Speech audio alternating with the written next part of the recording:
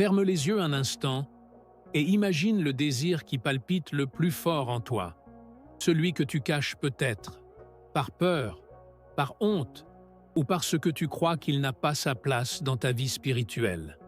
Maintenant, pose-toi cette question. Et si le désir que tu réprimes le plus était, en réalité, la matière première de ta manifestation la plus puissante? Neville Goddard nous a enseigné que le désir sexuel est un symbole de l'impulsion créatrice divine. Non pas quelque chose à nier, mais à transformer. À l'intérieur de cette énergie réside l'étincelle de la création, le souffle de la manifestation, la force invisible qui façonne les réalités.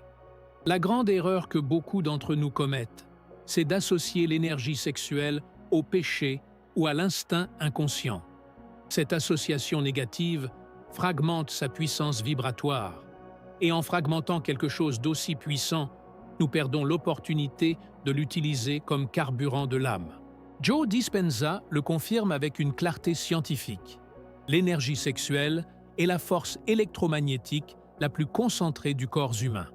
Lorsqu'elle est redirigée avec intention, elle peut littéralement reconfigurer ta biologie et créer de nouvelles réalités, internes et externes. Pense à l'énergie sexuelle comme à un diamant brut. Elle est dense, chaotique, intense, mais polie par la conscience, elle devient un canal direct vers le miracle. Ce n'est pas une énergie à craindre, mais à comprendre, à guider et à consacrer. Aujourd'hui, dans cette vidéo, tu vas découvrir comment transmuter cette impulsion en vibration créatrice. Tu vas comprendre que ce que tu cherches tant à contrôler peut, en vérité, être le chemin le plus rapide pour co-créer ta nouvelle vie. Et le plus beau, sans renier qui tu es. Parce que peut-être, juste peut-être, le miracle que tu cherches tant est caché précisément dans l'énergie que tu as le plus tenté de dissimuler. En chaque être humain existe une impulsion vitale qui transcende le physique. C'est plus qu'un désir. C'est un langage ancien, silencieux et intense qui te relie au champ créateur de l'univers. L'énergie sexuelle, loin d'être seulement une pulsion corporelle, est un reflet vibratoire de ton âme désireuse de se manifester dans le monde. Le désir que tu ressens, celui qui brûle sans explication, n'est pas ton ennemi. Il est le prélude de quelque chose de plus grand qui cherche à naître. La souffrance apparaît lorsque nous tentons de réprimer cette force, lorsque nous croyons que la spiritualité exige la négation du corps, l'oubli du plaisir, l'effacement de l'impulsion. Mais Neville Goddard nous rappelle, tout ce que tu ressens avec intensité peut être modelé par l'imagination. Et voici le point essentiel. Le désir sexuel est l'un des sentiments les plus intenses qui habitent l'être humain.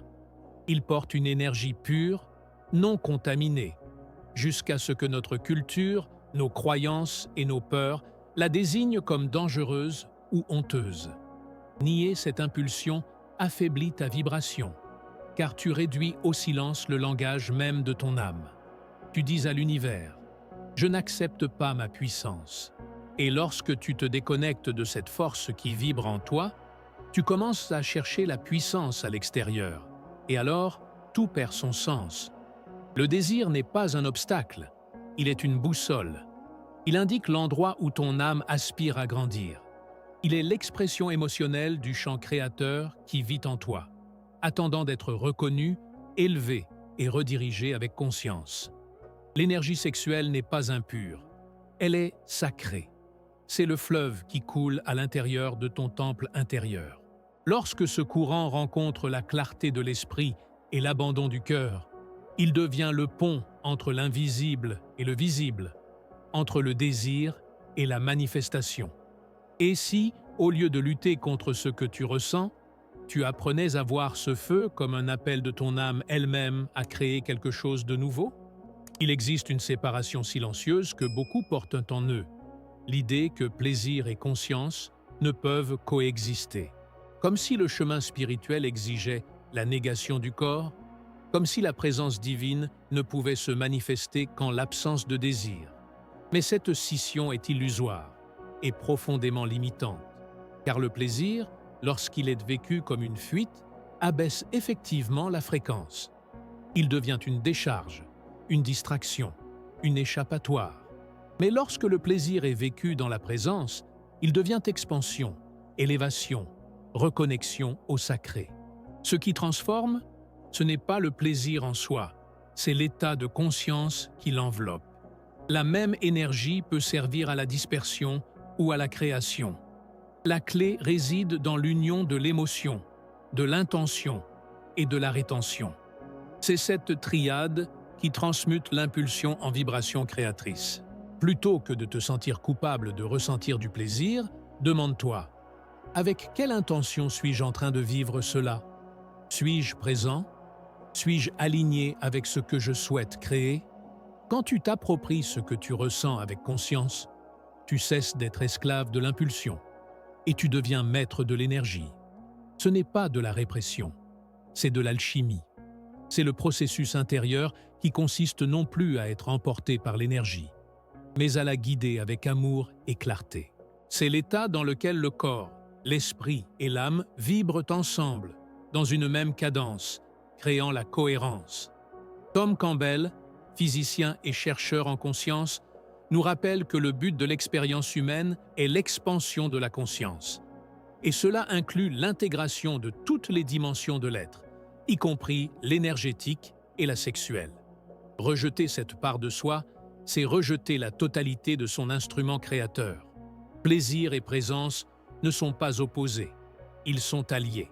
Lorsque tu les unis, tu accèdes à un état où le champ répond avec puissance, rapidité et clarté. Car l'univers ne répond pas à ce que tu nies, il répond à ce que tu vibres avec vérité. Combien de fois as-tu essayé de manifester quelque chose avec toutes tes paroles, affirmations et projets, et pourtant, rien ne s'est produit?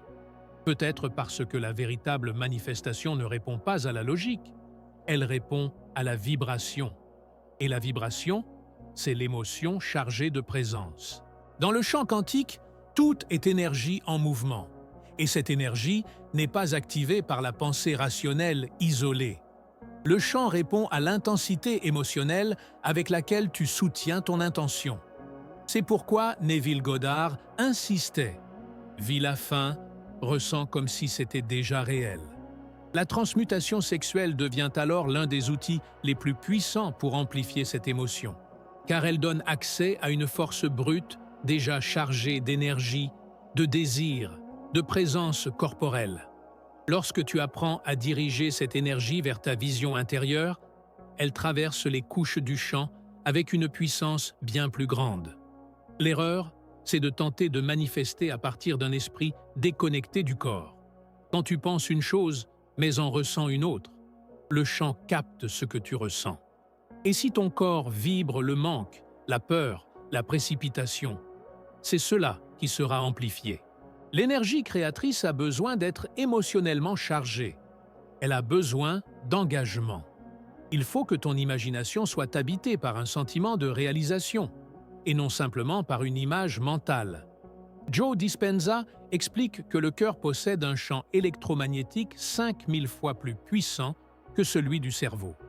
Cela signifie que l'émotion ressentie dans le corps a un impact vibratoire bien plus fort que la pensée isolée. Et l'énergie sexuelle, lorsqu'elle est élevée avec intention, renforce exactement cela. La cohérence entre ce que tu ressens et ce que tu veux créer. Le miracle ne naît pas de la répétition mécanique d'affirmations. Il naît de l'intensité avec laquelle tu vibres, ce qui est déjà une vérité pour ta conscience. Et cette vérité ne s'installe que lorsque l'esprit, le corps et l'âme disent ensemble « c'est maintenant ». C'est réel, c'est déjà accompli. Imagine un instant que ton désir le plus intense n'est pas un problème, mais un pont, et que ce pont relie le moment présent à la réalité que tu souhaites profondément vivre. La technique de la visualisation érotique sacrée repose sur ce principe. Utilisez le sommet de l'énergie corporelle pour nourrir l'image du désir déjà accompli. Neville Goddard enseignait: il ne s'agit pas simplement de visualiser, mais de vivre la fin, de ressentir que le désir s'est déjà réalisé, que le scénario est déjà présent, que l'état d'être a déjà été assumé. La visualisation érotique sacrée est une pratique d'imagination incarnée. Cela signifie que tu utilises le pic de ton énergie sexuelle sans nécessairement aller jusqu'à sa dissipation comme point d'activation de ton image intérieure. C'est à cet instant de forte intensité émotionnelle et de présence corporelle que le chant est le plus réceptif.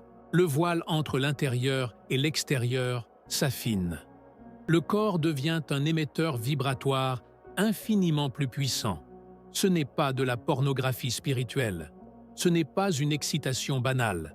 C'est l'union entre l'impulsion la plus intense et la vision la plus élevée. C'est transformer le moment intime en une offrande à la création consciente. C'est entraîner le corps à ressentir ce que l'âme souhaite déjà voir se manifester. Tu peux simplement, dans un état de profonde connexion avec toi-même, évoquer l'image du désir comme déjà accompli, tandis que l'énergie sexuelle monte, vibre, circule et s'expanse en toi, sans précipitation, sans besoin de dissipation, juste en maintenant l'image et le sentiment ensemble dans un même courant. Cette technique demande de l'abandon, mais elle exige aussi présence, discernement et clarté. Tu n'utilises pas le plaisir pour fuir, tu utilises son énergie pour construire. Tu offres au chant quantique une fréquence si pure, si cohérente, qu'il ne peut que répondre. Neville nous rappelle, tu n'attires jamais ce que tu veux, tu attires ce que tu es, et la visualisation érotique sacrée transforme le désir en identité vibratoire. Car lorsque le corps ressent comme si c'était déjà réel, l'univers ne fait que confirmer. L'énergie sexuelle, lorsqu'elle n'est pas comprise, se transforme facilement en piège. Et l'une des plus grandes causes de stagnation vibratoire est l'usage inconscient de cette impulsion créatrice. La dépendance au soulagement immédiat, qu'il s'agisse de pornographie, de compulsion ou de stimulations extérieures, ne fait pas que détourner ton attention, elle draine ton champ énergétique. C'est comme disperser de l'or dans le sable. Chaque fois que l'énergie est dissipée sans intention, une opportunité de création est perdue. La culpabilité est aussi un saboteur silencieux. Beaucoup ont été conditionnés dès l'enfance à avoir honte de leur propre corps, de leurs propres désirs. Cette culpabilité internalisée bloque les centres énergétiques et crée un champ de distorsion. C'est comme tenter de manifester la lumière tout en gardant les yeux fixés sur l'ombre. Et il y a aussi la dispersion, peut-être le plus subtil des saboteurs. L'excès de stimuli numériques, visuels, émotionnels fragmente l'esprit et affaiblit la présence. Sans focus vibratoire, il n'y a pas d'intensité. Et sans intensité, il n'y a pas de manifestation. Le champ quantique répond à la cohérence entre émotion, intention et direction. Mais là où il y a dépendance, il y a perte de liberté. Là où il y a culpabilité, il y a résistance. Là où il y a dispersion, il y a absence de présence. Et sans présence, il n'y a pas de temple pour accueillir le miracle. Bruce Lipton enseigne que l'environnement intérieur du corps, fait de pensée, d'émotions et d'énergie, modifie directement la biologie et le champ des possibles autour de toi. En d'autres termes, ce que tu ressens dans ton intériorité façonne ta réalité extérieure. Rompre avec ces saboteurs ne demande pas de rigidité. Cela demande de la conscience. La guérison ne vient pas de la répression, mais du choix aimant d'utiliser l'énergie autrement, de s'arrêter, respirer, ressentir et rediriger. De se souvenir que le corps est une antenne et que chaque acte peut être un rituel ou une distraction. Le miracle n'arrive pas parce que tu t'efforces davantage. Il arrive lorsque tu cesses de lutter contre toi-même et que tu commences à vibrer avec intégrité. La nature de l'énergie sexuelle n'est pas linéaire. Elle est cyclique, pulsante, vivante. Et lorsqu'elle est comprise en profondeur, elle révèle un secret ancien. Le processus de transmutation ne réside pas dans la répression, mais dans la redirection. Il s'agit de transformer l'attention en présence, la présence en imagination et l'imagination en manifestation. Tout commence par la tension. C'est l'accumulation d'énergie, le feu qui monte, le désir qui vibre. Cette tension, en soi, n'est pas un problème. Elle est une invitation. Mais dissipée sans direction, elle devient une perte vibratoire. C'est la rétention qui change tout, non pas comme une répression, mais comme un choix conscient de maintenir l'énergie en soi sans la laisser s'échapper. La rétention est l'art de garder le feu allumé sans le laisser brûler. C'est comme chauffer de l'eau jusqu'à ce qu'elle s'évapore et se transforme. C'est le moment où l'énergie devient subtile, commence à monter à travers les centres du corps et active le champ de la création. Vient ensuite la création. C'est l'étape où l'énergie, désormais élevée et purifiée par la conscience, devient un outil de manifestation. Ici, tu utilises l'imagination comme alchimie. Tu visualises, tu ressens, tu ancres. Tout cela depuis un corps vibrant et non depuis un esprit épuisé. Neville Goddard disait « Ce que tu soutiens dans ton imagination avec une émotion suffisante prend forme ». Et ce cycle alchimique est précisément le processus qui permet à ton énergie la plus brute de devenir une matière divine. Mais ce processus ne se produit pas par un effort spirituel forcé. Il ne s'agit pas de contrôler ou de surveiller chaque impulsion. Il s'agit d'habiter ton corps avec attention, de choisir de vibrer avec intention, de permettre à l'énergie de trouver son propre chemin d'ascension. Tout comme l'or a besoin du feu pour être purifié, la manifestation nécessite la chaleur de la présence pour prendre forme. L'attention sans rétention devient compulsion. La rétention sans imagination devient rigidité. L'imagination sans énergie devient un rêve vide. Le secret est d'unir les trois et de laisser le flux révéler lui-même le chemin. Il existe une différence subtile, mais puissante, entre désirer quelque chose et être quelqu'un qui vibre déjà cela. C'est dans cette différence que la véritable transmutation se produit. Le désir, en soi, pointe vers quelque chose d'extérieur. L'identité vibratoire, elle, révèle ce qui est déjà là. Lorsque tu désires quelque chose, tu reconnais une absence. Mais lorsque tu intègres ce désir comme une partie de ce que tu es, le champ répond immédiatement. Car l'univers ne donne pas ce que tu demandes avec des mots. Il reflète ce que tu soutiens par le sentiment. Neville Goddard nous le révèle clairement. Tu ne manifestes que ce que tu acceptes comme un état d'être. Et c'est là que l'énergie sexuelle, transmutée avec conscience, devient l'instrument de cette fusion. Car elle active le corps, éveille le cœur et amplifie la perception du « je suis ». Le désir transmuté n'est pas celui que tu réprimes, c'est celui que tu élèves, celui qui cesse d'être une quête lointaine et devient une essence intégrée. Tu ne cherches plus à vivre quelque chose, tu vis déjà comme celui qui sait que cela lui appartient. Quand le désir et l'identité vibratoire se fondent, quelque chose change. Tu arrêtes d'attendre, tu cesses de supplier, tu ne doutes plus. Il naît une sérénité lorsque tu sais que tu es déjà devenu. Et dans cette sérénité, le champ s'organise, le temps s'aligne et le miracle se manifeste, non pas comme une magie, mais comme une conséquence naturelle. C'est cela, la véritable transmutation. Transformer un désir en présence, faire du désir une fréquence stable, être avant d'avoir, vibrer avant de voir. L'énergie qui jadis s'agitait comme impulsion pulse désormais comme certitude. Car le miracle n'est pas attiré par le manque, il est attiré par la complétude. Et lorsque tu deviens ce que tu désires, tout autour commence à se courber devant ta vibration. Dans un monde où l'on nous a appris à nier le corps, à réprimer le désir et à douter de notre propre puissance, se rappeler la vérité peut être un acte de guérison. Et cette vérité est simple. Tu n'es pas brisé. Tu es en transformation.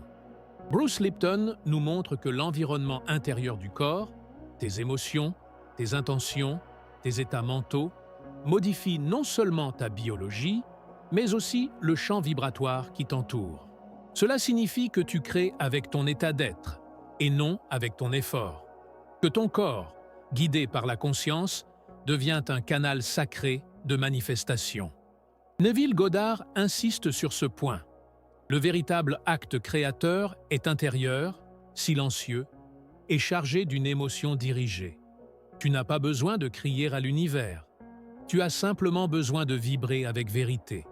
Tu dois être à la fois temple et prêtre, corps et intention, impulsion et direction. L'énergie sexuelle, vue avec les yeux de l'âme, n'est pas une prison. C'est un fleuve sacré. Et si tu apprends à guider ses eaux, elle déplace des montagnes invisibles. Elle reconstruit des réalités. Elle guérit. Elle transforme l'invisible en matière. Elle rend le miracle inévitable. Tu n'as pas besoin de nier ta nature. Tu dois simplement te rappeler qu'elle t'a été créée pour engendrer, et non pour consommer, pour générer la vie, pas seulement le plaisir, pour te ramener à ton centre, et non pour te perdre dans des échappatoires. Maintenant, il ne reste peut-être qu'une seule question. Quel désir choisis-tu de transmuter aujourd'hui pour qu'il devienne enfin un miracle? Qu'est-ce qui, en toi, est prêt à cesser d'être une impulsion pour devenir création? Qu'est-ce qui, en toi, vibre déjà la nouvelle réalité, attendant simplement d'être ressenti avec vérité? Ferme les yeux, respire, ressens, car la réponse est déjà en toi. Et le miracle a déjà commencé.